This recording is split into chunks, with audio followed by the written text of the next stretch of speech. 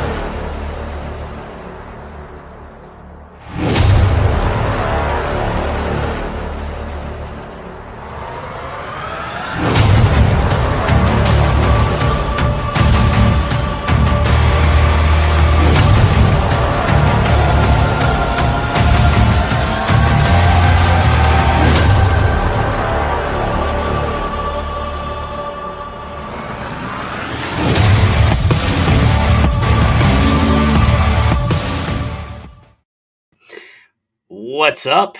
How are you? I'm great. It's great. Welcome to the first Thursday episode of HomeFront Sitrep. I'm your host, Not Willis. And I'm your other host, Not Willis. We're not Willis. Not Willis. If you want to see Willis, check it out Sundays and Mondays. But or you can talk to him. He's watching. He can't even take a day off. No, aren't you supposed to be at your wife's birthday party? His wife. Yeah, celebrate your wife. Not us. I'm not going to ruin your podcast, Willis. No, we don't need babysitters. Maybe. So as you guys can see, they've let the inmates run the asylum. So we're going to have a good time. Yes, we are. The torch is ready. I'm telling you, listen, we have a great guest tonight. However, I'm going to warn you ahead of time. We're going to be talking about some dark subjects. Could trigger some people, may not, but it's things that I personally feel that needs to be talked about more. So I am giving out the pre-warning. But please listen. This information is life-saving. Let's just put it out there. Yeah. The information is life-saving. Oh, literally. So the way tonight, I word it, like here's the description as I put it, is that it's going to be touchy, heartfelt, and full of information. But it's time to make the uncomfortable comfortable. 100%. Yeah, that's where we're going tonight. Yeah, so just buckle up, but it'll be good. It will be worth it. So if you can, stick with us. If you can't, I completely understand. Tune out. If you get your senses back to you, please watch the replay. Absolutely. Because, like I say, this is very, very important information. But before we start, how was your day, Candace? It was great. Like it was. I felt like I was in purgatory because of this weather, because I was outside most of it. But it was a great day. It's been a great week altogether. Well, good. What about yours, Brandon? Busy as always, dealing with the radio station and everything. But my wife came home early. My wife's a hospice nurse. So luckily she got to come home at like 2:00. So we've been hanging out, except I call it Satan's butthole, but other people call it Walmart. So we went to Walmart. Yeah. And, we did some shopping, but I got ice cream. So I'm happy. And some extra time with the wife. That's always nice. Yeah, I love it. I love when I get to spend more time with her. She's got a hard job. So if there are any nurses or first responders out there that are watching, we love you guys. Like, if it wasn't for y'all, I don't know what we would do. So we're just not veteran supporters. We're also first responders, law enforcement, fire, EMS, nursing staff, ER staff. You all have a place in my heart. Well, would you like to introduce our guest? Or do you want me to? I haven't pulled it up. Okay. Yeah, go for it. Yeah. So tonight we have Mr. D. Paul Fleming, a retired and disabled Navy veteran. I too was a department of the Navy. I was in the men's department, but we'll let that slide. He's not smiling. He makes me nervous. Now this He makes is me D. nervous. Paul Fleming, aka Doug. Yes, aka Doug. He is a life coach, a business consultant, and most importantly, a published author. We'll definitely get into his book. His book is called A Date with Suicide. There, I said it. That word will be said because I don't care what YouTube and Facebook standards are. We're going to say the word, and we're going to. You know what he really is, though? The most important thing? You know what he is? What's that? He's a survivor. Yes. That's Yes. Let's bring him on. Yeah, let's do it. Ladies and gentlemen, Mr. D. Paul Fleming. What's going on, guys? Thank you so much for coming on. I had to take a shot across the bow at you just there at the beginning, but we'll leave that out. Hey, let me tell you something. The only real Marines are submarines. Oh my! If you ain't been in the military till you've done a tour on a submarine, pal. So I don't want it. What I'm telling. Okay, fine. Let's just start this off with a bit of humor. And I've always wanted to ask this question: what happens if you eat beans for chow and everybody is farting? Like, how does that smell get out of a sub? I've always wondered. You hold your breath for 6 months, and Fair. Okay, fair enough.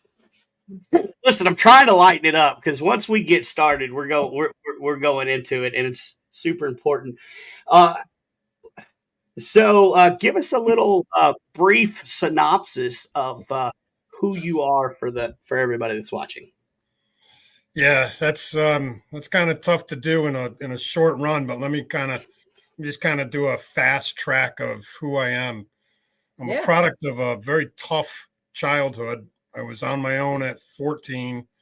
I was in the military at 17 with a former Marine who swung a gavel and whacked it onto a position of authority with a black robe who wanted to see my enlistment papers.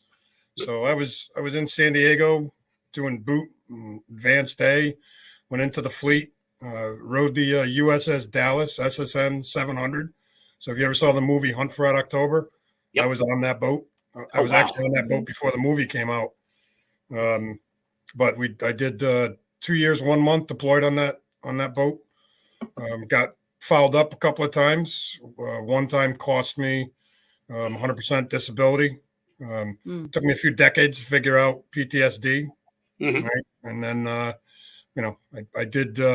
tried working. That didn't work out real well. I went to work for myself and figured I can lose money without anybody else's help. And I proved that theory, valuable. Right. Got married and had 6 kids, got a bunch of grandkids. Done a lot for veterans over the past 4 decades. Spent 10 years in D.C. As one of 8 nationally elected members of the Vet Force, the veterans organization that represents over 300 service organizations on Veterans Entrepreneur. Got Public Law 109-461 passed, which is commonly coined the Vet First Contracting Act. Right. Between that and Executive Order 13360, 3% of all government spending's got to go to veteran-owned, service-disabled, veteran-owned small business. I investigated corruption inside the same program under a master chief for a little over 10 years, actually 12 or 14 years. And in 2018, I said, listen, man, I've either got to finish this path I'm on and get this suicide thing figured out, or I've got to find peace. So, spoiler alert, I found peace, right? Yes. And we are so glad you did. I'm a published author. And by the way, I'm probably the only person you're ever going to meet that can mix humor into the toughest subject we as veterans will ever talk about. And that's ourselves and suicide. But I'm the only guy that can do it in writing and in humor and bring it home, right? Oh, I see. I love it. To do with having the experience. Experiencing it allows you to have a different perspective and be able to talk about it in a different way, I think, sometimes. Well, I sat there a number of times with the opportunity and the means, Mm-hmm. and that voice in my ear And in my book, I write about a chapter is titled "Who's Your Randy." My first suicide was a guy named Randy, a shipmate, and that the effect that had on me weighed heavy for my entire life. And that was only a couple of years after I was after my EAOS, right? So that between that and thinking about the damage that I would do to my wife and kids, and then my the spirit world chewing in my ear, right, saying, look, man, we got stuff for you to do. So we got stuff that you're going to be doing that you don't even understand yet, Right. And it came true, right? Who'd have thought a guy who barely got out of high school and can barely read would be a published author with 3-4 more books coming out this year. Crazy. Oh, that's awesome. That's good. One thing I definitely want to bring up, I before the show I told you that I was in Iraq in 2003 and got out in 2007. And back then, and nobody knew what PTSD was. It was the military was pretty much, hey, there's nothing wrong with you, suck it up, keep going. And it wasn't until maybe 5-6 years later that anybody started to try to figure this thing out. Why are these guys coming back messed up? Be it from combat, be it from incidences that happen, in the fleet. I've got a buddy of mine that's a submariner, and which I need to talk to you about offline. We got issues going on, and it's really hard for him to get help because a lot of his stuff is redacted. Yeah, we can solve that problem. Yeah, I definitely. It just clicked in my head. I'm sorry to slow the flow, but yeah, I need somebody to talk to about that. Yeah, don't let anybody ever bullshit you. It doesn't matter what you did in the service. It's in your jacket, and the representatives for the VA have access to that. Along with, I recommend DAV or American Legion. DAV has always been good to me for 20 plus years. I've sent, I couldn't tell you, hundreds, if not thousands or tens of thousands of people into the DAV system, and take the pressure off of yourself so you don't have to worry about it. Most vets want to go in and file the paperwork and say, I can do this. Right. And my next advice to them is like, listen, you got to go through the pace that you got to go through. When you get rejected and denied, okay, you got 1 year to file your appeal. So when you get your rejection letter, head down to DAV. I'll drive you there if you want. Okay, but you got to go in and talk to them yourself because we can't go in with you. But right. Go to DAV and they'll get your paper straightened out, and your date from filing remains your date from pay date. So never let that 1 year expire. Yeah, that's really good advice. Go ahead, Candace. Well, I have a question because, listening to this, and like I said, I've been in the world for a while, in the community, and you talk about those years that people didn't know what PTS was. Like, people didn't understand it. They didn't understand the TBIs. They didn't understand, the PTS. And it goes all the way back. Like, we could even go Vietnam. Like, you look at these Vietnam veterans, and there's some definite PTS there. So my question would be, for you two gentlemen who have experienced and survived this many times, what do you think it is now that is, I don't want to say bringing it into the light, but more making the awareness there, making it such high numbers? What do you think it is that's causing that now? Yeah, you want me to take that, Brandon? Yeah, go ahead, man. Yeah, so that's let me try to hit the cliff notes. It's everything from social media, okay, and the fact that the generation post 9/11 is losing contact with verbal communication. Okay. Reading cues. Like I tell people, you can't tell somebody is suicidal through a text unless they say I'm suicidal. Right. When a veteran meets a veteran and looks him in the eye, something's wrong. Okay.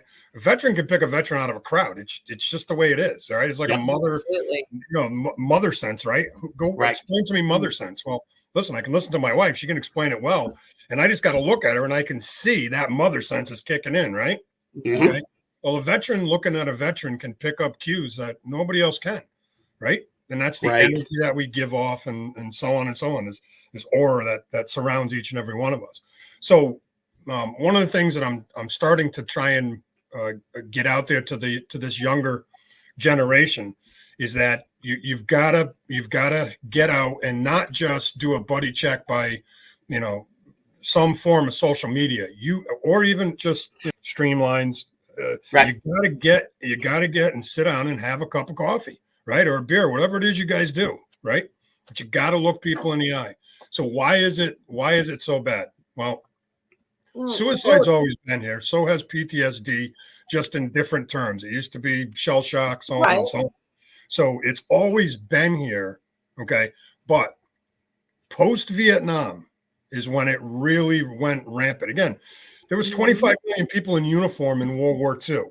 Now, I know I grew up with the World War II generation, so the suicides were there. There's just no statistics to back it up because, again, the VA didn't have any footprint on it. It was the post-Vietnam era. And then from the 1990s on, Rick Weidman, a friend of mine, number 2 in VVA, he told me 10, 15 years ago, he said the worst cases of suicide right now is our older generation of Vietnam veterans. I'll pay attention to this. A week before my last book came out, a shipmate of mine, age 63, committed suicide. Okay. 1 week before my book released. All right. So my generation, the guys I grew up with and served with, we're pushing through the 60s and we are topping out on suicides. All right. When I say that there's 50 suicides a day, I'm telling you that because I can statistically prove it. Right. My position is there's somewhere between 100 and 200 suicides a day. Not to ramble and take over your show, but if you look at the VA and the numbers that come out of there, it used to be 22. They said it's 17. It was down to 17. It's all bull. Okay. Hey, just to clarify, Doug, real quick, this show is about you. So yeah, take over, man. This is important. Eddie's magazine published this an article on what's called Operation Deep Dive. Operation Deep Dive, in part, is done by the University of Columbia in New York. All right. They went to 8 states, and the conclusion is, a great article, read it, and it's ongoing. Their conclusion is the VA numbers are extremely bogus, and it is at least 2.4 times higher. That takes us into the 40s per day. Okay. Right. Let me say it differently. Look, anybody know a veteran that's committed suicide? Oh yeah. Okay.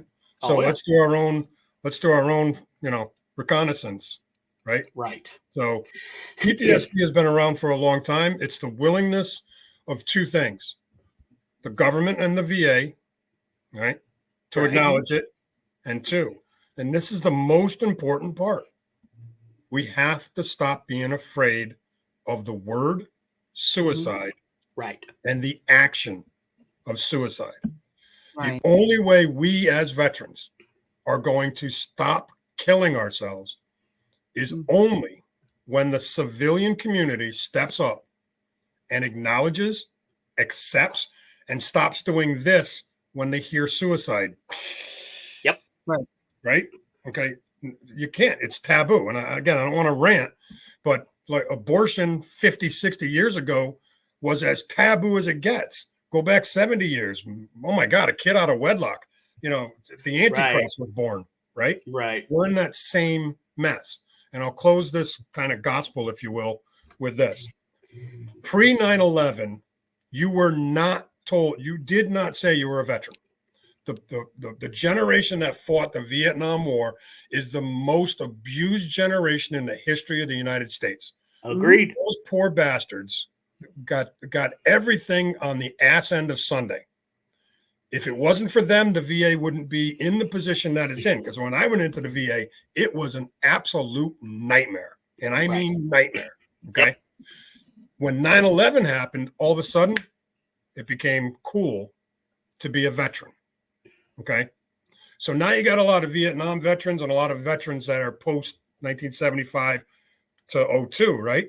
We're looking at this going, man, I just spent how many decades getting my teeth kicked in, and now everybody loves all the veterans. So it's, again, you got to feel wanted. You got to feel loved. So here's the greatest thing that's happened for all generations. Thank you for your service. Yep. Right? Now I'll Yes. close with this. We need the phrase that follows through after "thank you for your service." We need to come up with the phrase that says, what? I support you with mental health. Okay. If you're Yep. suicidal, talk to me. Or maybe this one, I'm listening. Big one. Have to do something so that when people say, thank you for your service, they immediately somehow acknowledge, I acknowledge and accept mental health. What's the term? We've got to figure it out because we need the civilian community to lead us out of this mess. And you know, I have one example that I think will lead us right into a really good talking point. And then Candace, did you have something, Candace? Well, yeah. Did I interrupt you? Go ahead. No, you go ahead. So the World War, I'll just go ahead. So the World War II in Korea, what did they have that we don't have? They had 2 to 3 months at sea on a ship together to come back. They could sit around and talk about their issues, talk about their traumas. But and then you come to like Vietnam era on up. Well, you can be in a combat zone, and then 24 hours later, you're sitting at the kitchen table. You don't have any decompression time. There's no open conversation about how I'm feeling, and that, you know, what I wouldn't have given just to be on a ship for a couple of months before I came home, you know, just to sit there and talk. But go ahead, Kansas. Well, I almost feel like that. I almost feel like that answers my question a little more than not than Doug, but just like what I was asking is what do you think that's causing it to be so rampant now? And it's not that it wasn't there in the past. I know that it was. I know there's so much that wasn't talked about before. And so my curiosity is what's making it to where we have been talking about it more. And I honestly, like, I don't know if it's just because I'm so in depth into the community or if it is actually out in the community that people are talking about it more. And let's go ahead and welcome Donald Dunn, Double D, to the stage. And he left. I think I scared him. Maybe. Right. Anyway, he'll come back. But so yeah, I guess it's just what I'm not, you know, it's before COVID happened. The 22 a day became such a big thing. So I'm asking what your guys' opinion on is what made that such a big thing, the 22 a day? What caused that number to be out there and for those things to happen? Yeah, let me jump on that. Hey, Donald, how are you? I'm doing good, man. Yourself? Good. Let me jump on that, Candace. I see where you're going with this. Here's where the disconnect comes in between veterans and the civilian community. Okay. Listen, we knew about the suicides. Right. The VA is the one that came up with this number 22. Now that number's been running around for what? 3 decades? Easy. Yeah. So that takes us down into the 1990s. Okay. Right. Okay. And for 30 years, it stayed that way. Let's just use that as an example. Okay. So everybody's got this 22 ingrained into their head. In 2017, the VA was handed a mandate from Congress that said, get this suicide straightened out. Okay. The VA came back and said, by the way, am I yelling? No, you're good. You're good. Okay. The VA came back and said, praise Jesus. We did it. We've dropped from 22 a day to 17, baby. And they went before Congress and they said, we've got this under control. Okay. Now I'm looking around at this thing and I'm going, you know, again, I spent 10 years in DC. All right. And I was there when Kingdomware versus the VA got overturned 8-0 in the Supreme Court. And the VA is still fighting that. Okay. VA is not vet friendly. Okay. I don't want to get off topic, but part of Vet Force 2, an organization I'm putting together, is going to focus on dismantling the VA and getting mental health, full stop, mental health for all veterans, free of charge, paid for by the government, by saying 3 words: I need help. You say I need help, you have immediate paid for access to any civilian mental health facility that you want to go to. That will stop. It should already be that way. But let me finish the train so I can answer your question, Candace. So in 2018, the VA jumped up and down and said, we got it down to 17. It's bullshit. Okay.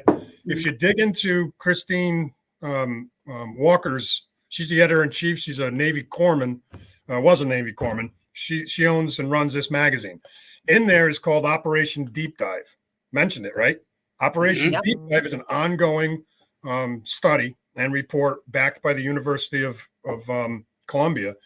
Their report came out a few years ago, the initial report that said that the 17 a day is bogus. It's based on false information. It's basically they were playing with their numbers. Again, we knew this. Right. They report it's at least 2.4 times higher based on actual counted suicides. Okay. So that puts us between 44 and 50 suicides a day. Now pay attention to the biggest problem of all. And few people understand this. Only about 30% of all of our country's veterans are even registered with the VA, let alone have anything to do with it. Okay? The 22 was a bogus number. That's correct. And if the VA is only seeing 30% in their system, again, only about 17 or 18% are actually actively going to the VA. But 30% is what veterans are registered in the VA. Well, what about the other 70%? Okay. Where's all that go? Well, nobody knows. Well, they're not part of those statistics. Here's the last part. Drug overdoses, insulin overdoses. Yep. Okay. Driving your motorcycle at 750 miles an hour into a telephone pole, oncoming car, one car accidents, falling off a roof, jumping off a cliff, and saying, I fell, drowning, disappearing. Okay. Guys go on cruise, never come back. How about this one? Friend of mine left the military, never got home. Nobody knows where he is. That was 40 years ago. Okay. So when I say that the deaths, the suicides are somewhere between 1 and 200, I have the ability to tell the story. But 50 a day is what's making people step back and say, oh my goodness. Now, I'd love to say that this is a brand new fad, but my belief and my history tells me that, listen, veterans have been killing themselves since, pre-Civil War, right? Right. And here's my thing. So, and this is just a personal experience, and then we're going to get Donald's take on it. But I was in the ER at the VA I lost my friggin' mind. I had the ER shrink tell me, you don't have PTSD and there's nothing wrong with you. Now, I say that to say this. Unfortunately, knew another veteran that had the exact same issue with that same doctor, walked out into the parking lot, sat in his car, and took the long nap. And it was not covered by local news. They don't want to talk about it. Of course not. Donald, what jump in here. What do you think about this, because man? the VA is doing great things. They can't put a bad light on that. Right. Yeah, I think there's a couple things here. I think one of the problems is even when the VA does come up with a good program, they do a piss poor job of advertising that program.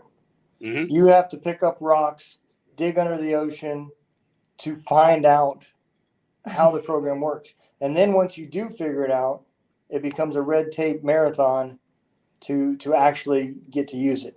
The only thing they did right was here recently when they made it to where now you can go to any hospital, walk in and say, I need help and I'm a veteran. And the VA will cover up to 30 days of inpatient.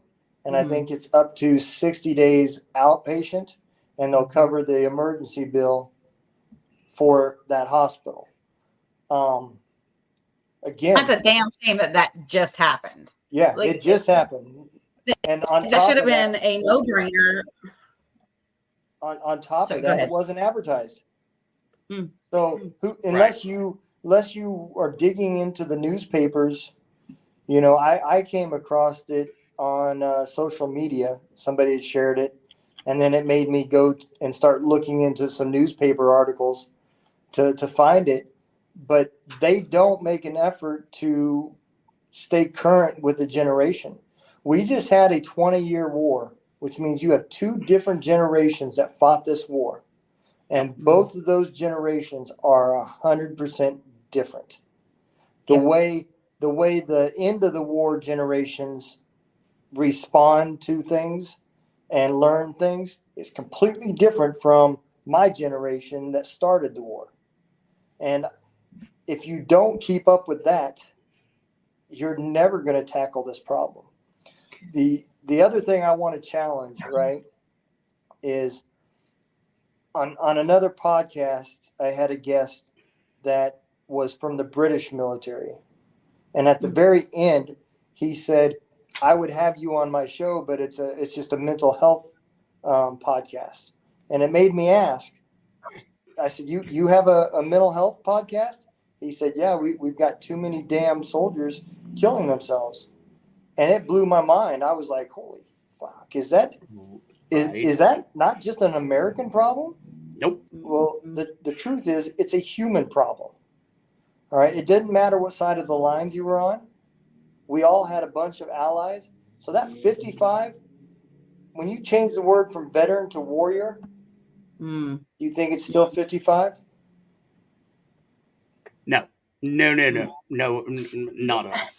And, well, you said something important about like the VA creating these programs. And that's the thing is like, it's almost like it's required for them to do it because it's like, yay, we're doing something about it. We're taking it from 22 to 17. No, you created a program so that you can say, we did it. It's impossible to get into. And once you get people into it, then it's not staffed. You don't have enough people. You're waiting 9 to 10 months to get in there to be seen when you need help right now. Like, great, they have 988. It's a wonderful thing. It is the most beautiful thing that the VA has probably created.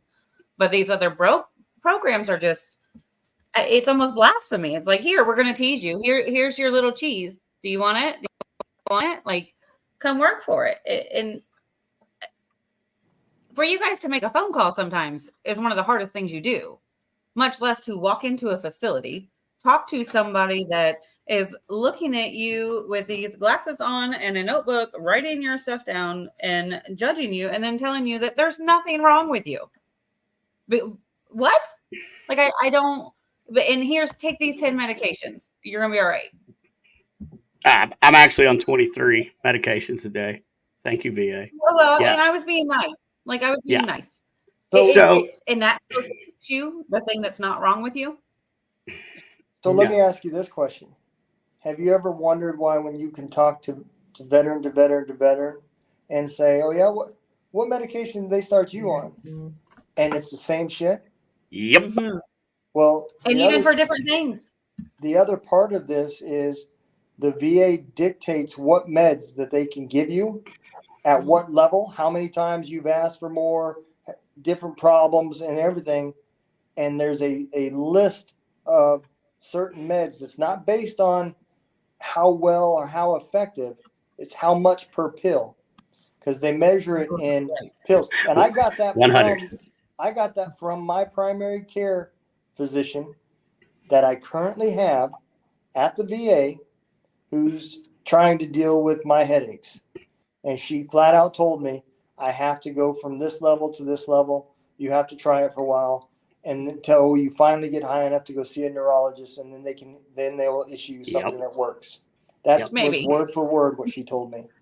It's like going to rehab before you can have surgery. Like, well, and I'll tell another personal story. Because look, and I'll just put it out there for those of you who don't know. I have 3 suicide attempts under my belt. It's real. It happens.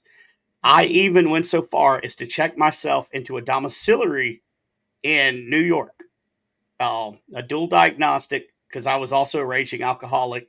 1, because I couldn't sleep at night with the nightmares. 2, that was my preferred method to just, take the old Remington retirement plan.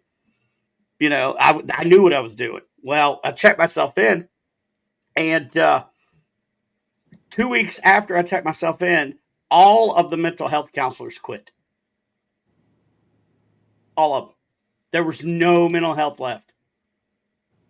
And that, from talking to other people that were in the domiciliaries, it's about the same. But Doug, let me ask you, how do we fix the stigmata that is around the whole subject of mental health and suicide? What do we do? Where do we go? Same way we attack the opioid problem. Okay. Fair. Listen, we either start from the grass up or we do it from the top down. Now, last administration got us veterans into private healthcare, right? In 2018, when I went to see my first private doctor, I actually made progress. Okay. And for me, that's when my world kind of turned around. Right. So how do we do it? Well, we start with an HR that I'm working on that I mentioned earlier that says, I need help. Anytime a veteran uses those 3 words, they have instant and immediate access to private care. Okay. Let me just put this out there. The VA is PTSD. Look, if you don't know that. Yes. Okay, Yes. all right. If you're in the system, most of the guys I talk to say, yeah, I'm with you. Okay. That's why there's so many parking lot suicides. Right. Right. But the biggest thing of all is we have to stop fearing the word suicide. Right. So what is it, 20 years ago or 15 years ago when it was a drug overdose, the conversation was slow and lethargic, you kind of like, how did he die? He's in the coffin. He's like, was he a drug addict?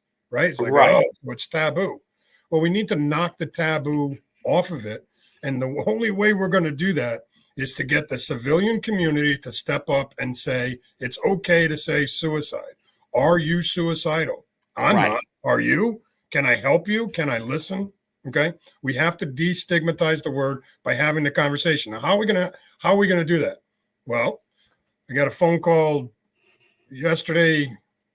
Actually, my wife said a phone call came in last night. Vets on the edge. Okay. An old shipmate of mine called me up and used every word except suicide. And I said, hey, how come you won't say the word suicide?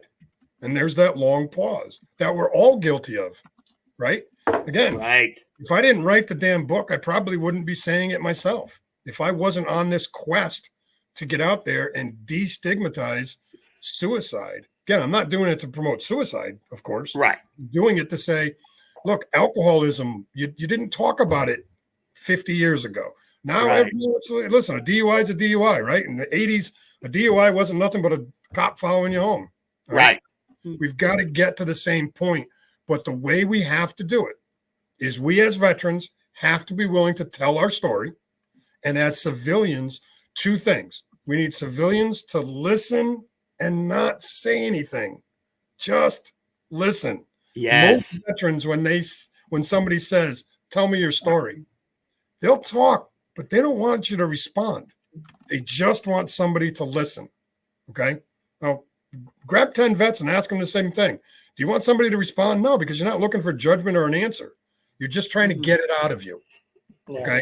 So like I said, we've got to get the civilian population to stop being stigmatized by the term suicide. We've got to go to these funerals with veterans committing suicide and say, yeah, it was a suicide and we have to fight this. Okay. We've got to stop doing this in hushed tone. Right.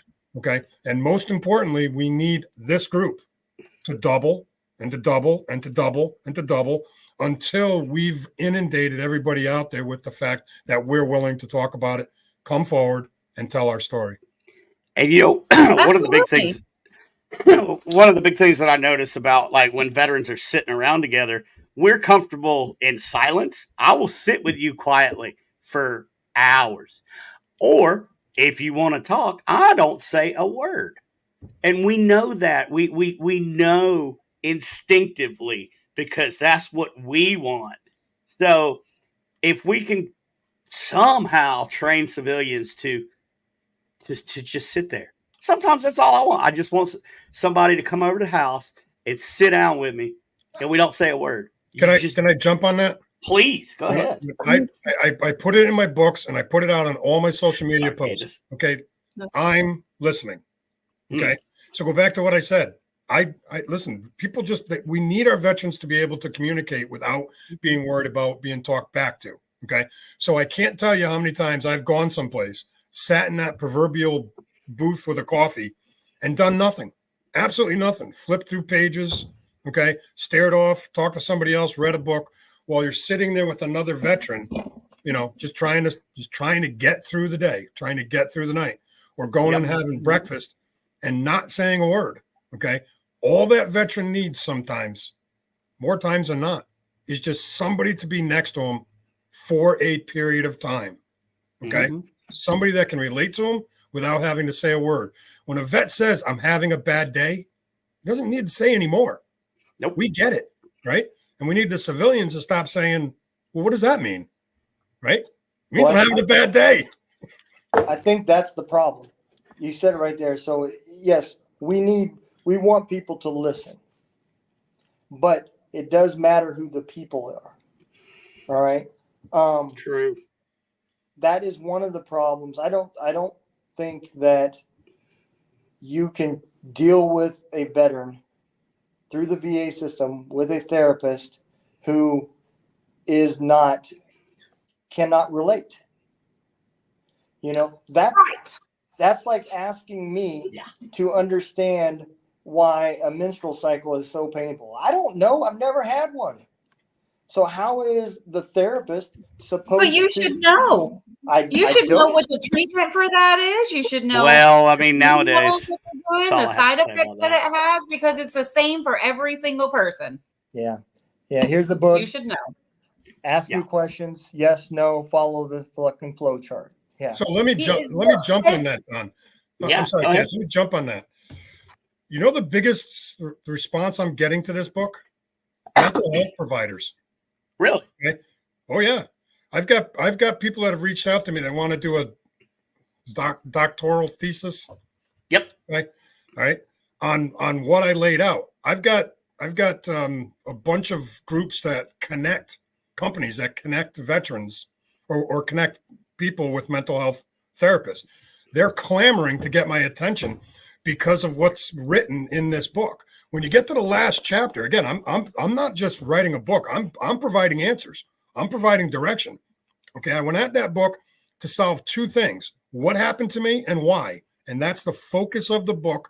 And it targets four separate things, starting with what is a veteran and why don't we feel like one? What is trauma and why won't we talk about it? We have to tell our story, right?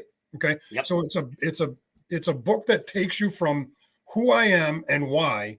It deals with the VA, but in the end, it also says to us, it says, do you understand your physical, your mental, your spiritual, and your emotional bodies? Right? Right. If you're in pain, which one is hurting? Well, think about it. If you're in physical pain, right? If you've been stabbed, okay, well, how come you don't feel too much emotion? Am I dying? Right? Yep. Okay, well, all right, well, it hurts. Okay.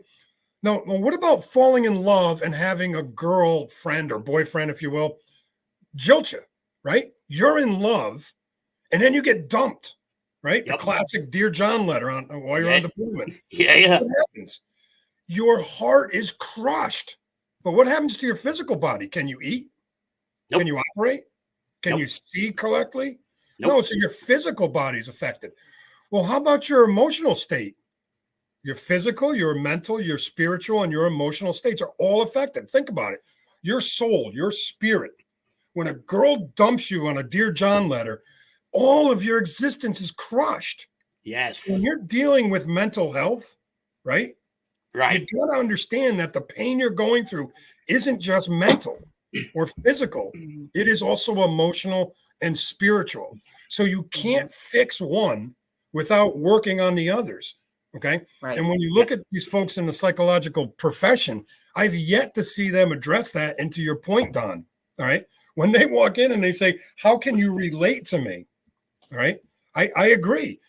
And again, I got to say this carefully. There are segments, the majority of the people that are in the psychological profession come from a specific demographic, colleges and institutions. You see where I'm going with this? Yeah. Okay. Very few of them are, say, conservatives. Okay. Right. So the thing that you need as a patient is you need trust. Now, the psychological folks say you have to develop trust with your patient. Listen, that's common sense, right? Well, how can you trust the VA? You can't. Then how can you trust a psychologist in the VA? You can't. Listen, I went through a shit ton of them and found two, and I compliment them in this book. Okay, Dr. Christine Dyer was a kid, and then Maria Wren, who left to the VA and went to another VA in that circle jerk that goes on inside the VA. Right. But the biggest point I'll close this with this point. whatever's happening in your life, I don't care what you're dealing, what kind of trauma you're dealing with, the day to day, whatever it is, you got to remember you're dealing with it on a physical, emotional, spiritual, and psychological bodies, your 4 core bodies. I apologize, guys. It's getting close to 9:00, and my bedtime is normally 8:30. So you're getting a little slow. So, well, let's late partying tonight. No. That's right. Let's all take a little breather. I think we need to pay some bills and run some commercials, and then we will come back and finish this up. But there's no hard stop tonight on this podcast. If it keeps going, it keeps going. This needs to get out, every little bit of it. So we will come right back. Go ahead, also, like you guys watching, when we come back, like if you got questions, ask them. Like I'm sure Doug is more than happy to answer and give his opinion, and as all of us are, I'm sure. There's a lot of passion in this, but are you saying I'm bashful? Oh, definitely not. It's the Navy in you. Oh, Jesus. Let's pay bills. Owner of Talents here, and I just want to say that we are ecstatic to be a major sponsor of HomeFront Sitrep, a community that is ran by veterans and made for veterans. So thank you for tuning in. Talents was formed in order to create a music scene that was together in the form of a collective, so that no one has to do everything on their own. And guess what? We've been doing this for free for over a year. So please go and check out Talents through Facebook or through our official website at www.talenttalents.com. We'd love to hear from you. Thank you again for tuning in to HomeFront Sitrep, a veteran-owned and operated podcast just for you.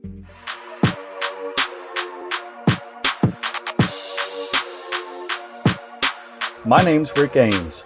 I own Louisville Local Entertainment, a company for music shows, promotions, and bookings in the Louisville music scene. As a veteran, it's my honor to support and sponsor local veteran-owned businesses such as HomeFront Sitrep, made by veterans for veterans. So if you're in the music business and need some help booking or promoting a show for free, look me up. Louisville Local Entertainment. And thanks for tuning in to HomeFront Sitrep.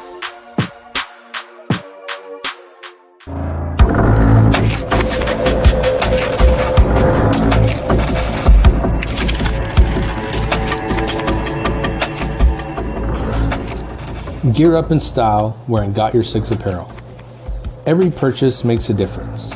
It's more than just clothing, it's a statement of gratitude. Upgrade without breaking the bank. Discover cost-effective, high-quality clothing made in the USA. Each shirt is handcrafted by our team in the great state of Texas and shipped for free to your front door. Got Your Six is where quality meets purpose. We're a small veteran-owned business that takes pride in the mission and the value of our products. Join us in growing a community, supporting our heroes, veterans, and first responders by wearing a custom design. I thought you'd never ask. Visit sameflagsameoath.com and use the code TRIPLETHREAT for 10% off. Follow us on all social media platforms for any upcoming releases or events, and you can reach out to us with questions anytime. We are here to support our brothers and sisters.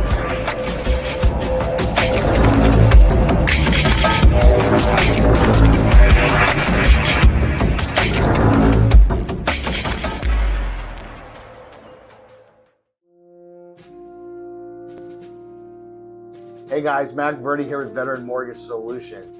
As rates are dropping, home values are going to start to go up. It's time to start looking if you're looking to purchase a home. That being said, we are an all-military veteran loan officer team. We know the ins and outs of the VA home loan. We are considered the experts in this field. Give us a call today. Go to our website, veteranmortgagesolutions.com. Fill out my quick form. I'll give you $500 off towards closing costs. Have a great day.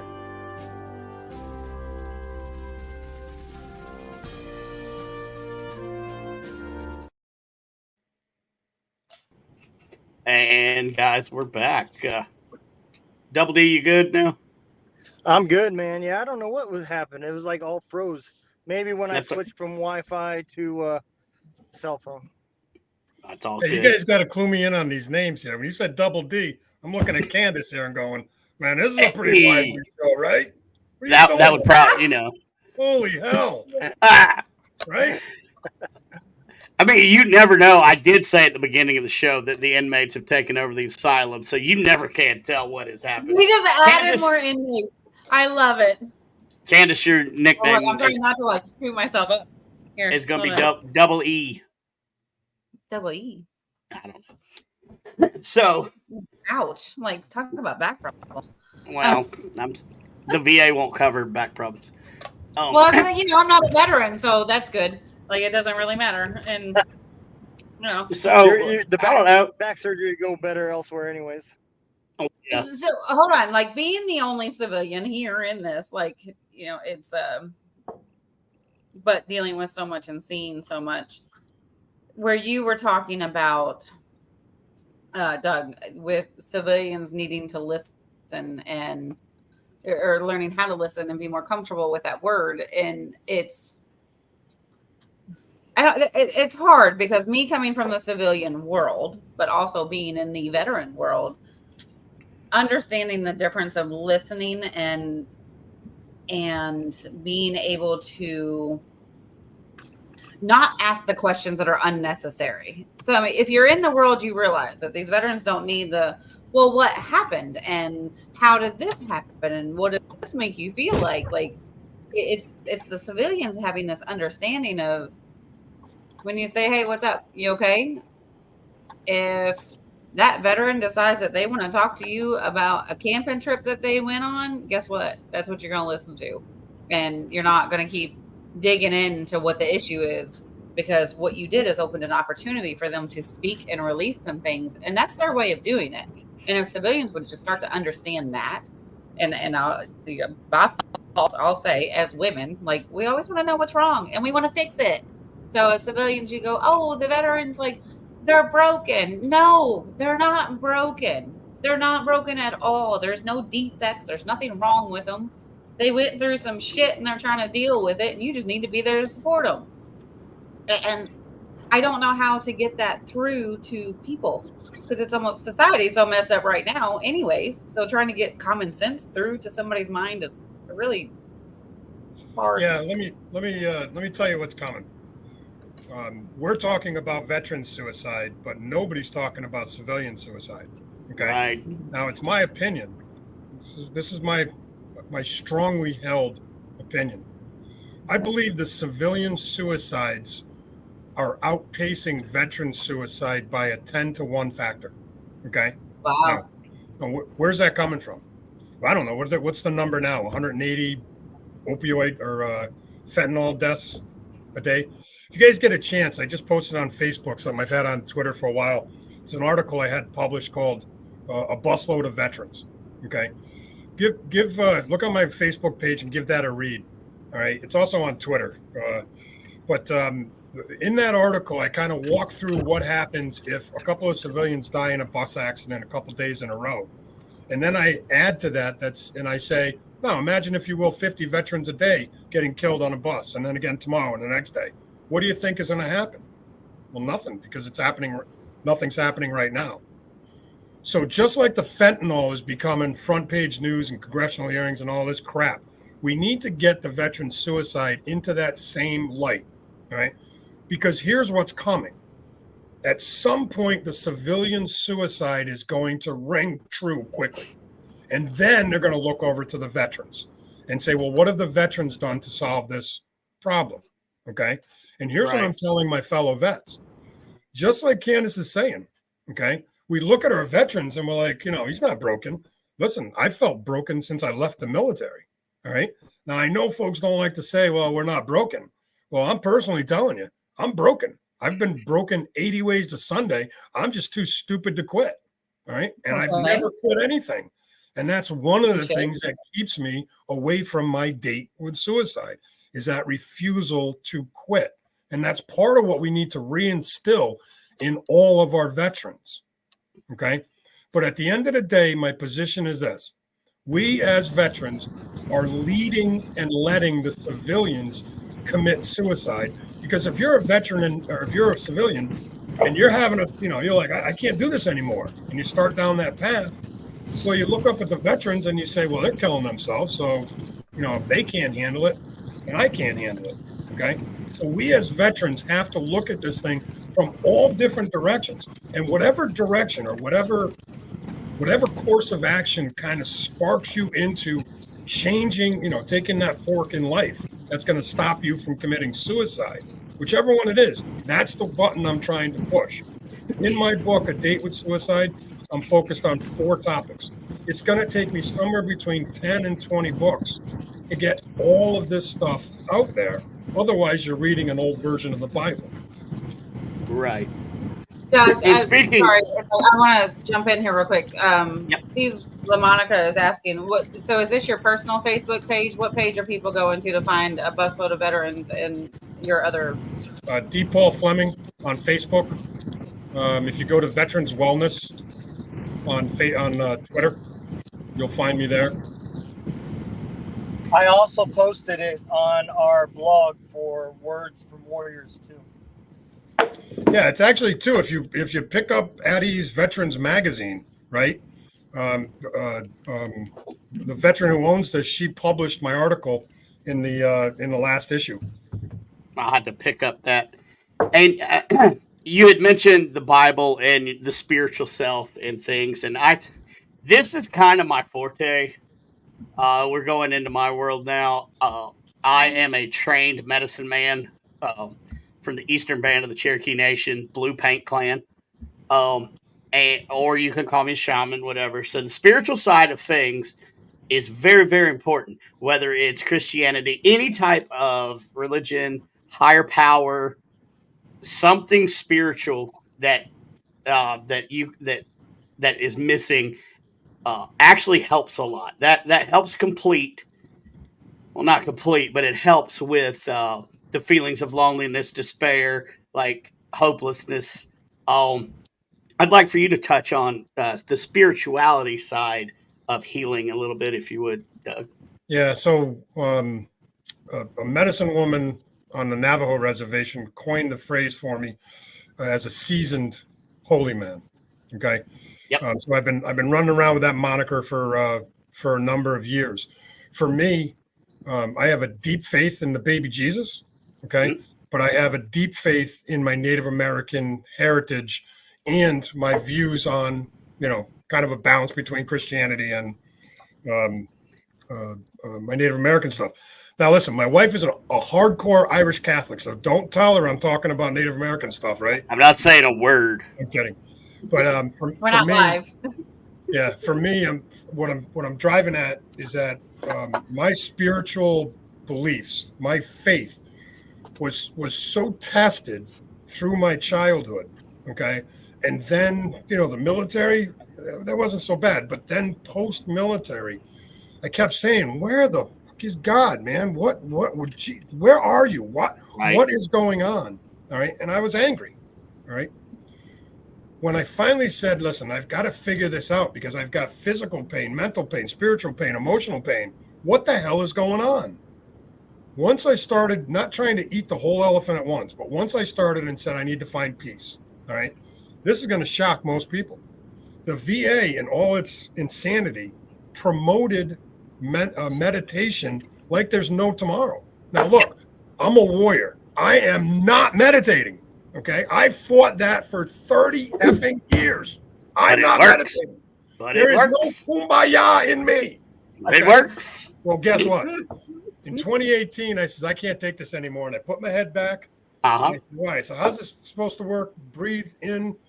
Well, I focused on breathing in through my nose and out through my mouth. And as God is my witness, I'm telling you, about 5 minutes in, that nasty round of anxiety that cast its permanent home inside my chest disappeared. Mm-hmm. And it disappeared 3, 4, 5 seconds, just long enough for me to realize that I don't have anxiety.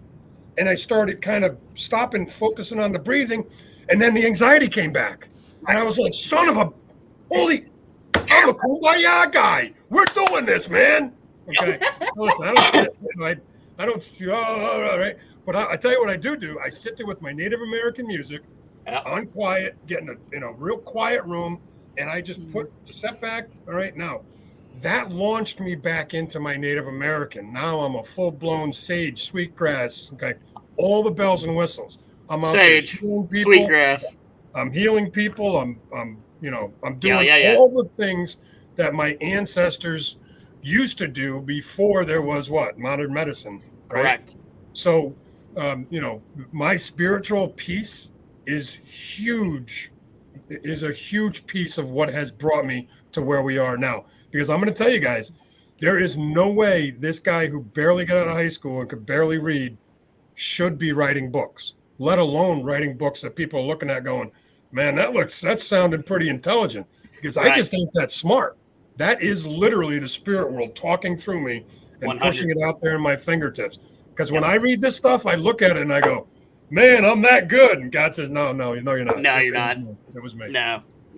But it's I think it's the experience. Your experience causes that. But there is the thing to say that it's not, the spiritual thing is not for everybody. Everybody handles all of their dealings different, right? Yes. And where that may work for some, it may not work for others. And yes. It's trying to figure out how to make or how to get somebody to not give up when the one thing doesn't work. And that's where it's so hard. Because like I said, even making the first phone call is difficult. But then going through a process of trying something, and how many years did you fight it? 30 years to finally find the thing that helps, that brings you down, that, you find that level ground with. And some people never find that. And some people give up before they have an opportunity to try. It's, do me this favor. Any of the three of you, I could explain my own as a civilian and my traumas and stuff. I've never dealt with the living in the military life or being in a combat zone or anything like that. But, being in the veteran community, I feel like I've heard and experienced and been a part of experiences with veterans and active duty that I understand a little bit more. But we have people that are watching and listening and wanting to learn about this. And maybe those civilians that are going, hey, what is it that they need and how do I help with this? What would be your guys' best version of saying, this is what PTS is, this is how it affects, and because to them it's like, oh, they have depression. Yeah. So you know what I mean? Let's get a couple things out there. It takes a minimum of 8 to 10 folks in uniform to put one guy with a rifle moving downrange. Okay.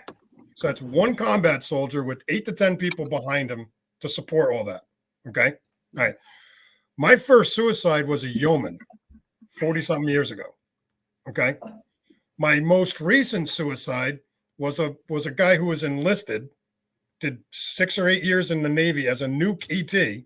All right. Nuclear trained, went to college, became an officer, did a full 20 years in the Army. All right. Just killed himself. Okay. All right. Got a guy that's taken in Maryland. What is his job for 3 years? He's standing there in full dress uniform, taking bodies, coffins, flag covered off of the thing every day. He killed himself. Yep. Okay. Never seen combat. We got a woman who served in Minot, North Dakota? Air Force. Yep. Carrying an M16 or whatever they're called today, AR-14, whatever they are now. Okay. Who couldn't take it anymore. She couldn't go back in the hole or back into 48 hours or 3 days of lockdown, whatever it is. She couldn't take it anymore. She did it for a number of months, killed herself. Okay. So there's no rhyme or reason as to, people saying it's combat related. Yes, of course it is combat related, but it's also in the book that I wrote, it tells great stories about some guys who have never seen combat, but they worked in an office environment that drove them nuts. Okay. The spit and polish, they couldn't take it anymore. Right. So what can civilians do? We can start by understanding that the military has millions of jobs in it and very few are combat jobs. Very few. Okay. Right. The majority of the stress and the strain come from all aspects, deployment on the ocean, submarines, surface ships, Marines go into the middle of nowhere to do what? Sit there and guard some country somewhere, right? Right. Last point. There's 152 main VA facilities. There are hundreds of satellites. Okay. Mm-hmm. If you can find one of those facilities that has a handle on PTSD, bring it to light. They don't. Right. The government just gave the VA $6.8 billion last cycle to quote unquote solve the problem. I was on Colonel Mattis's show live, and he put up some great piece, and it was a first commercial I've ever seen of the VA promoting this, tell your story. And I said, holy crap, that's what I wrote in my book. We got to tell our story. And he's like, yeah, the VA stole it. I'm like, are you kidding me? He goes, no, it was out a while ago.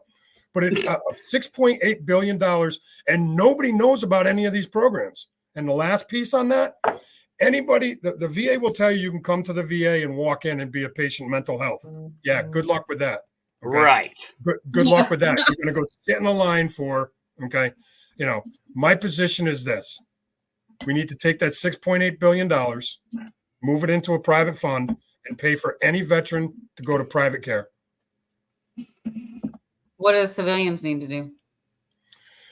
Yeah, so you need to open the conversation about suicide.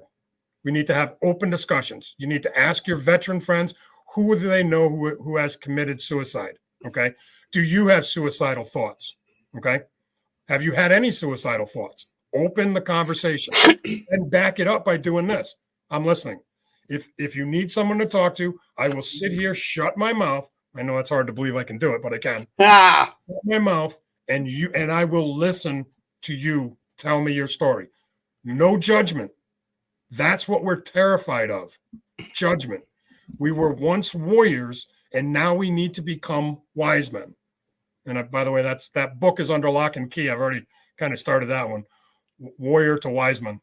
I like that. I really like that one. You're stepping in some muddy water there, Doug, because a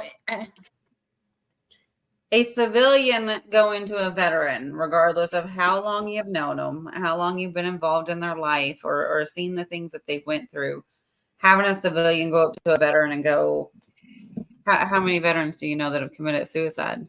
Why now, I mean, I have zero problem doing that, but for the most part, that veteran is going to go, like, it's none of your business.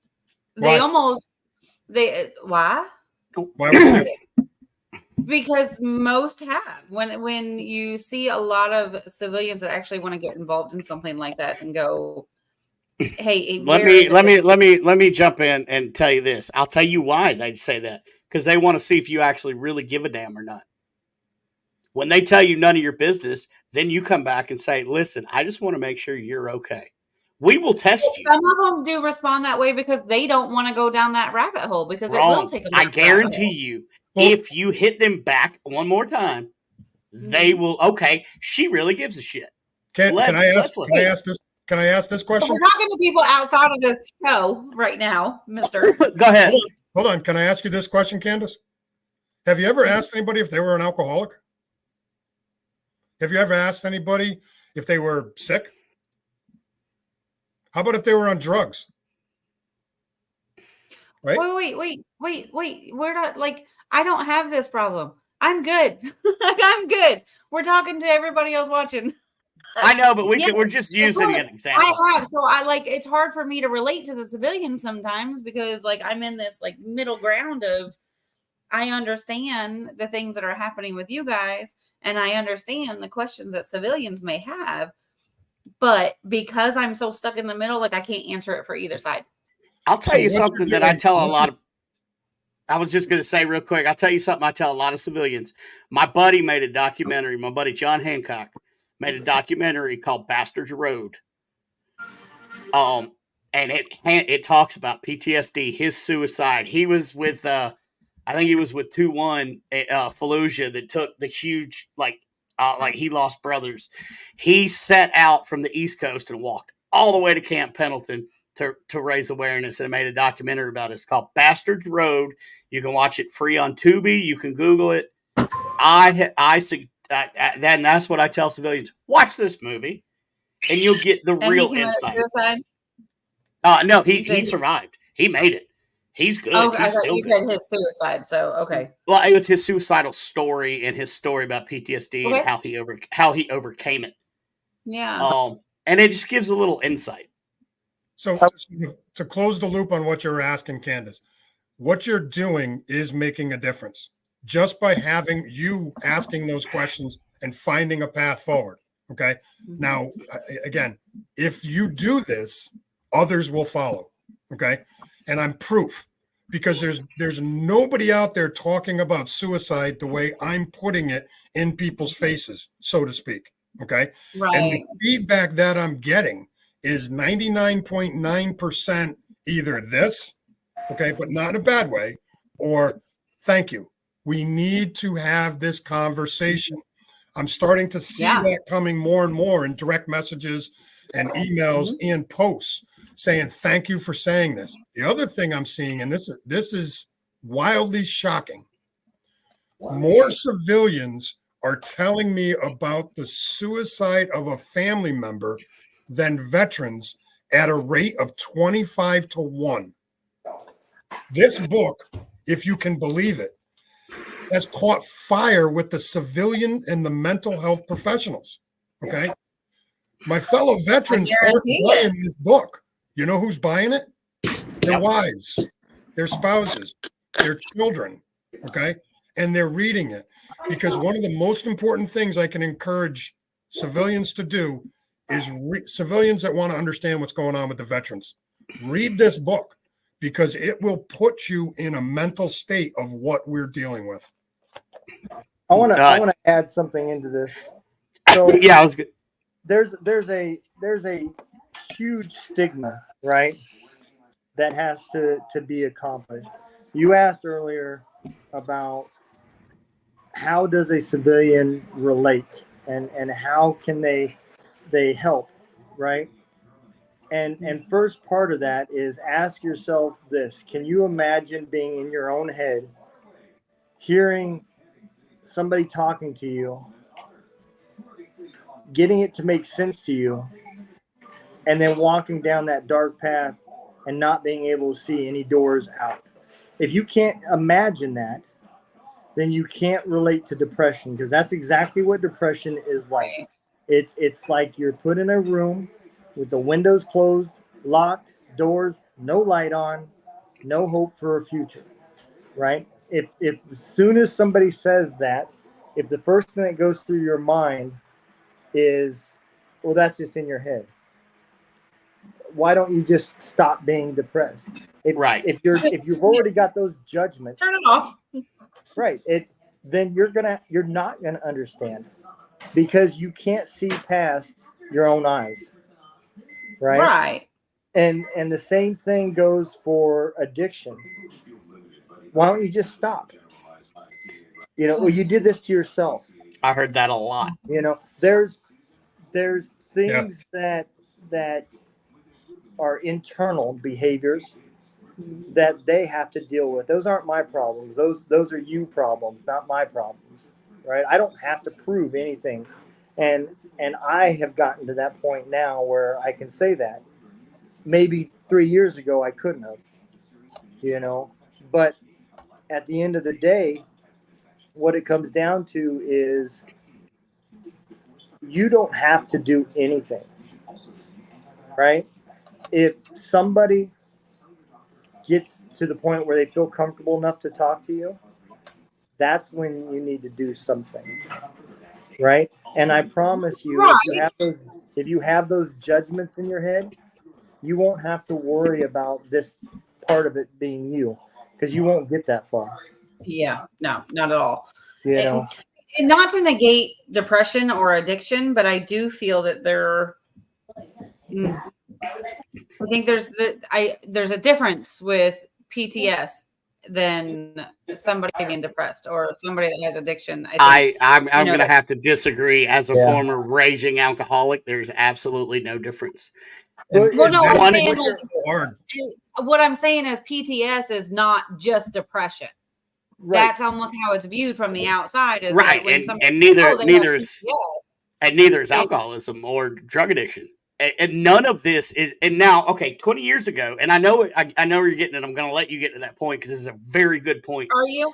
Are you? 20, maybe not. 20 years ago, alcoholics and drug addicts and people that were depressed, that was a moral issue on them. That was morally reprehensible. No, it's not. My alcoholism had absolutely nothing to do with my morals. It was the fact that I wanted to slowly kill myself and I wanted to dull the pain.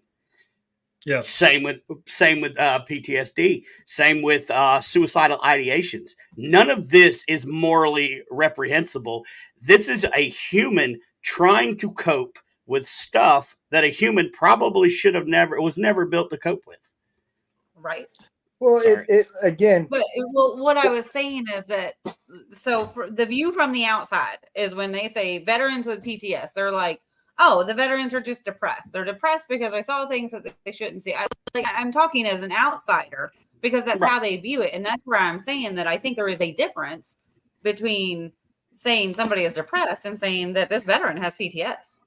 There's a difference with that. There is to an extent, right? I think you can have depression without having PTSD, right? However, I don't know anybody that has PTSD that doesn't have depression as a symptom. Right.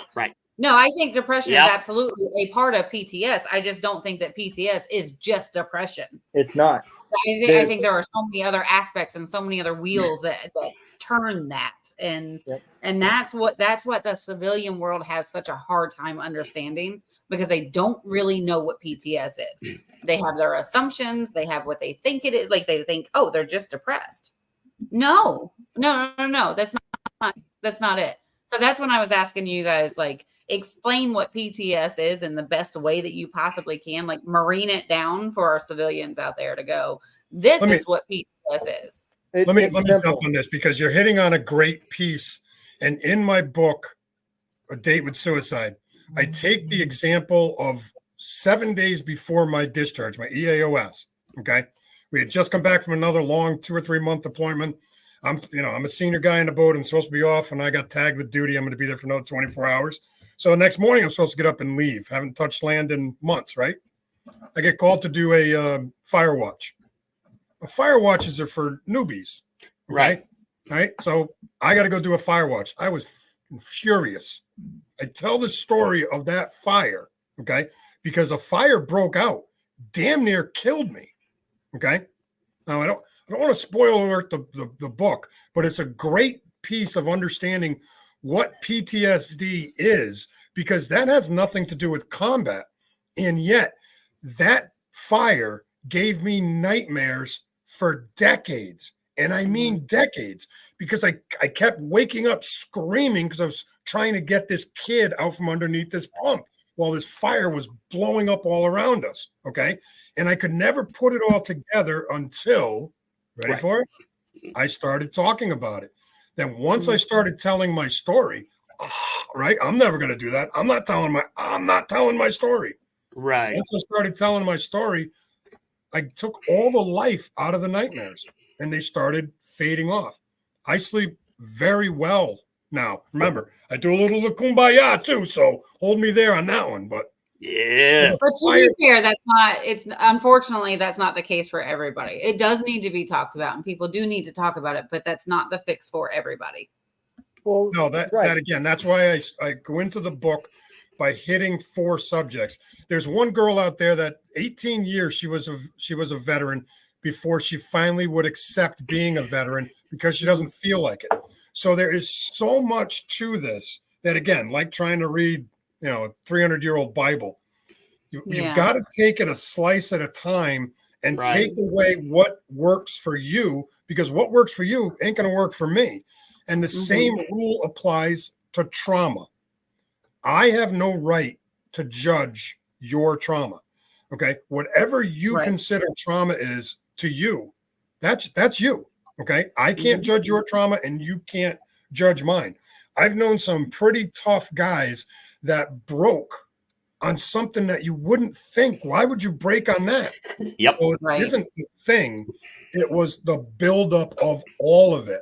And that's what I'm trying to dissect in this series is each piece so that the reader can pick apart what helps them.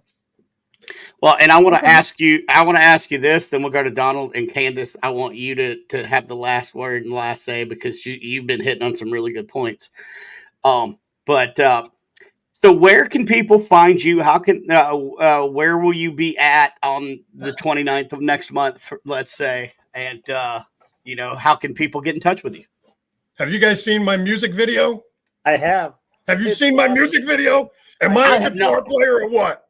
Oh my God! You guys gotta go on Facebook and see my. Come on! I'm gonna go watch it. Come on! I'm on it. I'm on it. I'm on it. In Rolla. How long is the video? Like, play a clip. We gotta play a clip.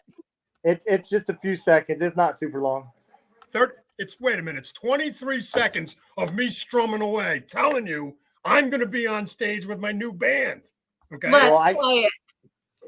I was told 23 I'm working on it. isn't very long. I do agree that it's probably a very tremendous amount of time, but I've had significant others in my life tell me that's not very long, but that's fine. Yeah, like you guys and telling time and telling measurements, it just doesn't work. So listen, on the 29th, I got invited out by some of you folks to Rolla, Missouri. All right, so we're going to go out there, have some fun with the bands. I just reached out to retired Gunnery Sergeant Jesse James, who's on Newsmax. She's following me, and I've been watching her for a long time, and I got to hit her up, try to get her to put a little publicity behind this, but I need you guys to help because she's waiting for me to respond to her. All right, so we can get some more action going on this thing, right? Here we go. Okay, here we go. Here we go. All Buckle right. up. Everybody get ready. Here we go. Fellow vets. June 29th, Rolla, Missouri. We're coming to have a veterans concert. So buckle up and get ready to listen to D. Paul Fleming and his new band, the Flemingettes. June 29th. See you in Rolla, Missouri. Woo! That is awesome. What? I thought you were going to be like strumming an actual song. You were talking about you were killing it. What was that? That was the song. Man, I can't carry a note to save my life, right? That's I just an hour. It's our story. I just reposted that with the flyer at the end of it, so people see the flyer. So give it another look on Facebook. But anyway, I've been pushing that. I reached out to Senator Holly, who's from Missouri. Haven't heard back from him, but I told him to get his behind out there. So if you guys want to, give him a call. All right, see if we can get a senator out there. Absolutely. So other than that, if you want to reach out to me, I'm on Facebook. I'm on Twitter, also X. Right. If you want to find me there, look up Veterans Wellness. If you want to find me on Facebook, D. Paul Fleming. Okay. My friends call me Doug, but when you enter into the publishing world, you need a fancy name. So I'm Mr. D. Paul Fleming. Okay. I like that. Don, you got anything?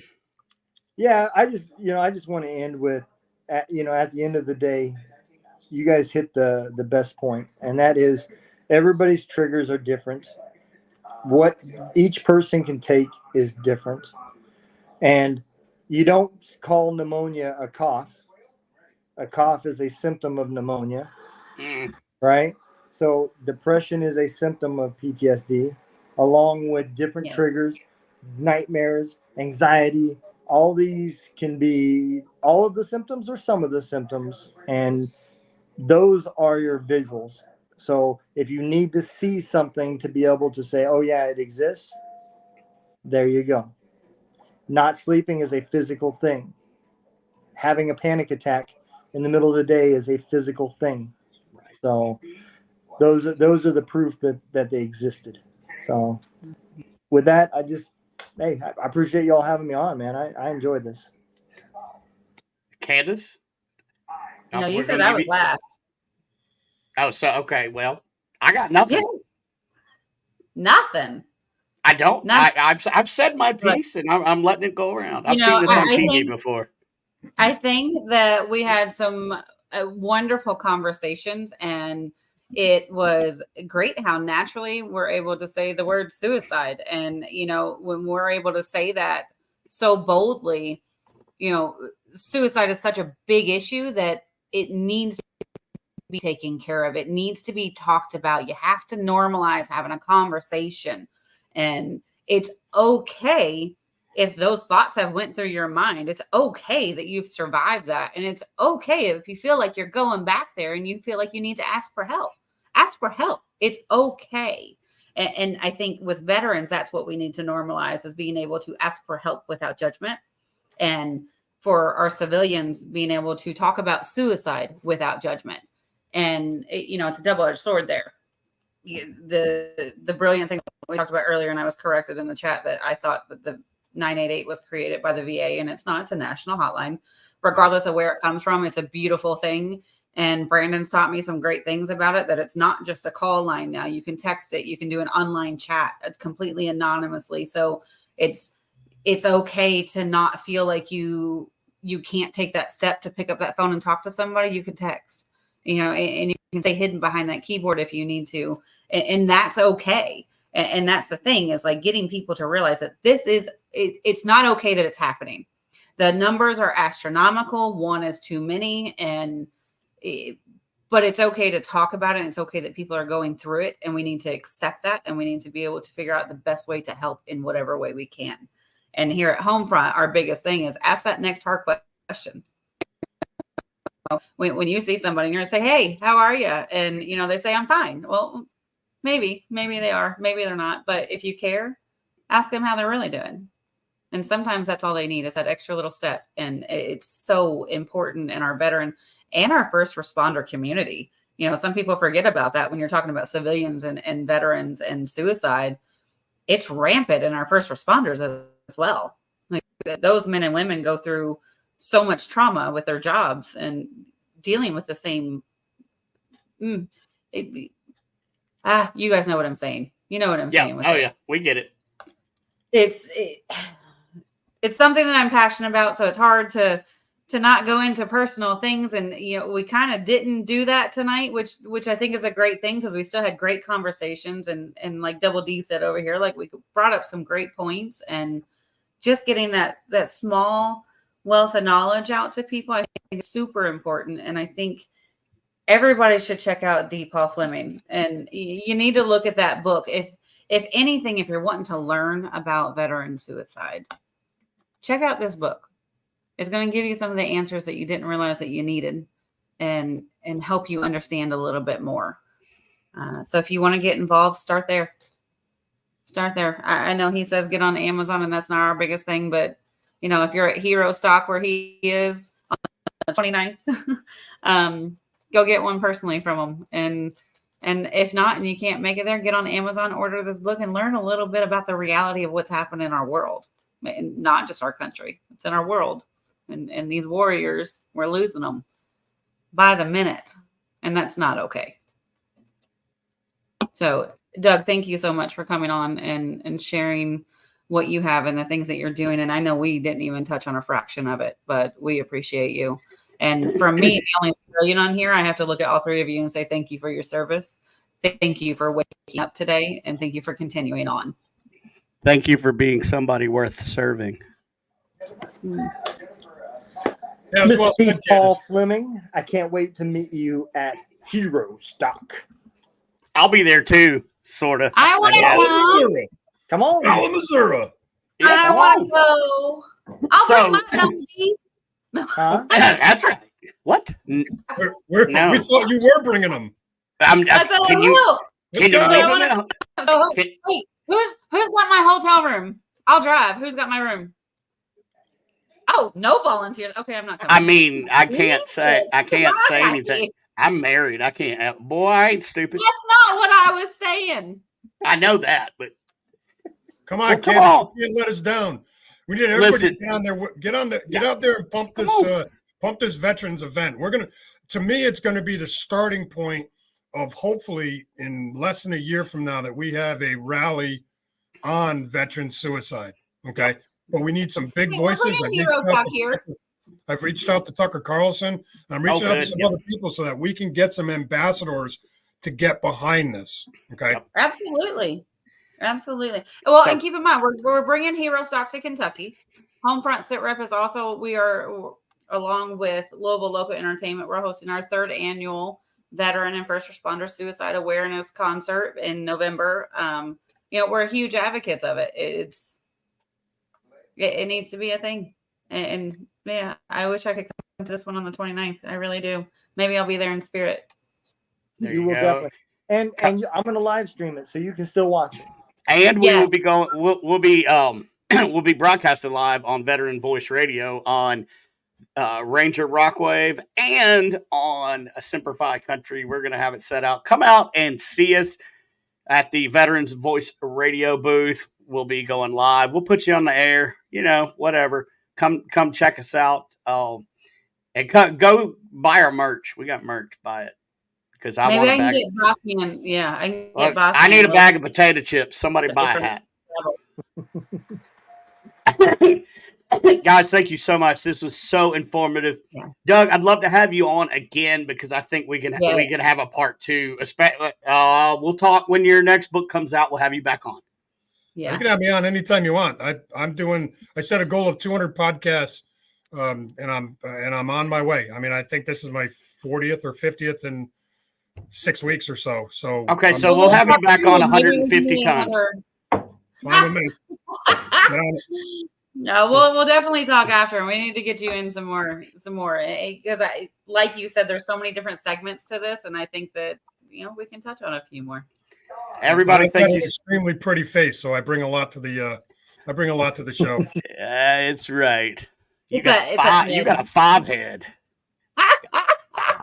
That ain't no damn forehead. That's thank you guys so much for joining us on this hot Thursday evening.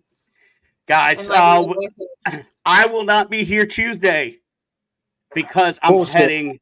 I won't be because I'm heading your way, brother. Oh, okay. It's a 12-hour drive. I'm going to stop halfway. I'll give you a bye. Yeah, thank you. Thank you very much. But guys, please tune in to HomeFront Sit Reps on Sundays, Mondays, Tuesdays, and Thursdays. And just remember, I'm your host, not Willis. Everybody have a good night. Out, as we always say. Now say it. Go ahead. If you wanted to say something. Stay safe out there. We got your 6. I forgot about that. I saw it.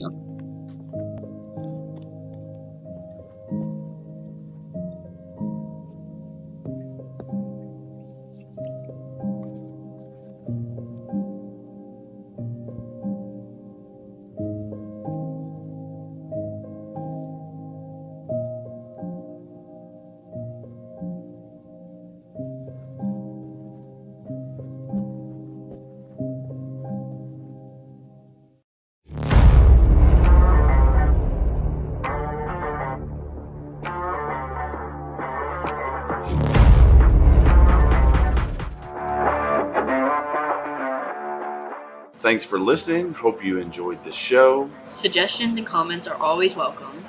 Cannot wait to have another great show with y'all. Don't forget you can find HomeFront Sitrep on Apple, Amazon, Spotify, or wherever you get your favorite podcast. Stay safe out there. I got your 6.